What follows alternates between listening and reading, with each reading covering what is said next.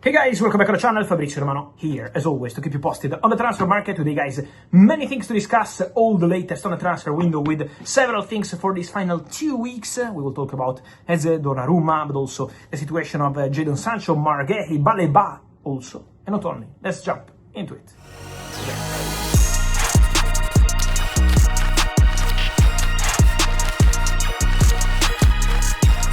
And guys, here we are with all the latest on the market. Here we are with one more Saturday with many stories, many updates.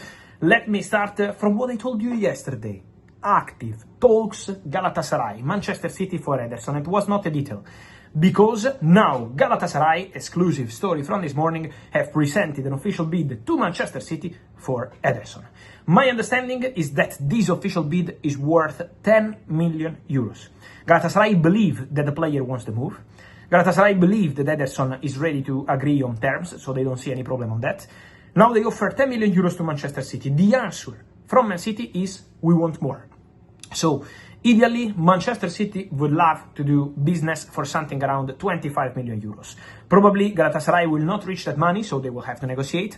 But talks ongoing, Galatasaray, Man City, with an official bid now on the table. So now it's not just rumors, it's not just internet, it's not just approach, it's not just intermediaries. There is a bid on the table, and so Galatasaray are going for Ederson. And Manchester City are preparing to go for Gianluigi Donnarumma. If Ederson leaves, Donnarumma will be the man for Manchester City. The agreement on personal terms is not a problem. As I told you, City want Donnarumma and believe Donnarumma can be an ideal option, an opportunity on the market that they want to take, even after signing James Trafford for present and future. And so keep an eye on this one. Ederson, Gala, Donnarumma, Manchester City. I keep insisting on this story. Another story is about Fabrizio Romano, guys, because Fabrizio Romano could be out of the Crystal Palace squad this weekend. Why? Because he wants to go to Tottenham. Fabrizio Romano has been clear with the management and also with the technical staff, with Oliver Glasner. His desire is to go to Tottenham. Now the deal depends on the two clubs, because personal terms are not an issue between Fabrizio Romano and Tottenham. The relationship between his agents and Tottenham is also excellent. So this deal now depends on the two clubs. Conversations will continue between Crystal Palace and Tottenham. So let's follow that situation, because Tottenham really want Eze, and for them, as I always told you since day one of this story, is a separate story from Savinho. So they want Savinho and Eze, not Savinho or Eze. Then for Savinho, we will see what happens with City. It's difficult. For Eze, there are negotiations ongoing. So keep an eye on this one, because Eze wants the move to Tottenham, and now the story is getting concrete. So we have to keep close eye to this development, close eye to this potential move for Eze, because, of course, would be a massive one. Many Arsenal fans asking me why Arsenal are not going for Eze. Look, at the moment, Arsenal are quite happy with their situation. They also extended the contract of Ethan Nwaneri, so the Eze deal was kind of concrete on player side for Arsenal at some point at the end of June, beginning of July. But then the extension of Nwaneri and also the decision to assess a bit the squad in these first weeks of August was made internally to see, okay, let's see what we can do with this squad up front before covering other positions. Maybe in the back there is still something Arsenal can do. Maybe if Zinchenko leaves, there is interest from Fenerbahce. But the idea from Arsenal was quite clear on this story. So at the beginning of July, end of June, they had contacts for Eze, but never really advanced on club to club. Arsenal never made a bid to Crystal Palace as of today. Never made a proposal, official bid, official approach. Only spoke to the agents of the player. Then, guys, something else on Liverpool, because they win their opening games. They won their opening games against, of course, Bournemouth. Federico Chiesa with a clear message, he wants to stay at Liverpool. Federico, let me clarify something just quick on Chiesa. Federico never was never desperate to leave Liverpool. He had to leave Liverpool at some point. It was June, July. The player had a feeling that there was no space for him. Also because Liverpool wanted to keep Luis Diaz, many signings, Wirtz and more. So he was like, if I don't play, I have to go to Italy. But it was really a suffer decision for Federico Chiesa. As I always mentioned, he always had a fantastic relationship with Arne Slot, with the staff, with the fans. Amazing relationship. Chiesa loves Liverpool, the club, the city, all the people, his teammates. So it was really difficult for him. Then he was left out of the pre-season tour, and the message was quite clear. There is no space for you here, basically. So in that moment, obviously, Chiesa explored the move to Italy because he had to play, and he dreams to go to the World Cup if Italy will qualify with the Italian national team. But then what happened? Happened that Luis Diaz left. Liverpool decided to put their effort on a striker, Isak, rather than on a winger. And so Chiesa started to say, okay, maybe I can be that winger who can help the squad. Well, he completely changed it. His approach, and now Arne Slot is very happy with him. Chiesa is showing his quality. A crucial goal for Liverpool, but it's not just about the goal. You can see the approach is a completely different Federico physically. He's in a fantastic shape.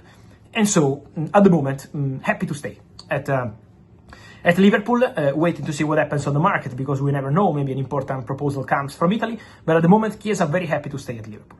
On Liverpool, I insist, they are still working for Guehi. There is still a conversation ongoing with Crystal Palace, still a conversation ongoing with player side, because the agreement with the player is okay, from what I'm hearing. Still waiting to see what happens club to club, but Guehi wants to go to Liverpool. If it's not now, it's going to be in the future, but now the deal is still on, from what I'm hearing. So keep an eye still on Guehi, because Giovanni Leoni was introduced at Anfield, but that remains the priority, again, for Liverpool, also for Guehi, not only for Leoni. Then, guys, many questions on Chelsea, but the message from Enzo Maresca is that he wants a centre-back. We will see what Chelsea will decide to do. At the moment, Chelsea are not in active talks for any centre-back, but there are still 2 weeks, but at the moment it's really quiet. Chelsea are quite happy with the squad they have, while Maresca insists on new centre-back. Alejandro Garnacho, when Maresca says we only have Bino Gittens and we only have Taiki George on the left, well, the name he considers is Alejandro Garnacho. So Alejandro Garnacho deal, as I told you, behind the scenes is way more advanced than what you can expect. So they are working on that. Chelsea and Man United to reach the agreement for Garnacho. Agreement already done, Garnacho-Chelsea. So I still fully expect that Garnacho deal to happen. And then, guys, on Baleba. I wanted to add something on Baleba on today's video, because Brighton closed the doors to the exit of Baleba this summer. They told Man United the player is not for sale. They told Man United that we are not indicating a number. It's not about £100 million, 110, 120. We don't want to sell the player. So really putting a big wall in front of Manchester United and the intermediaries of the deal for Carlos Baleba. But I want to tell you one thing. Manchester United will keep Carlos Baleba on their list. Manchester United will maintain that name in their internal conversations. So if it's not going to happen this summer, Man United will still consider Baleba a target for 2026. I can guarantee that, because Manchester United loved the player. Manchester United really appreciated how the player was keen on the move, even in a difficult moment for Man United. It was a difficult season, last one really poor in Premier League, not qualifying for European football, so a really difficult moment, but Baleba was very keen. Man United appreciate that. Amorim is a big fan of the player. In the management team, they really like him.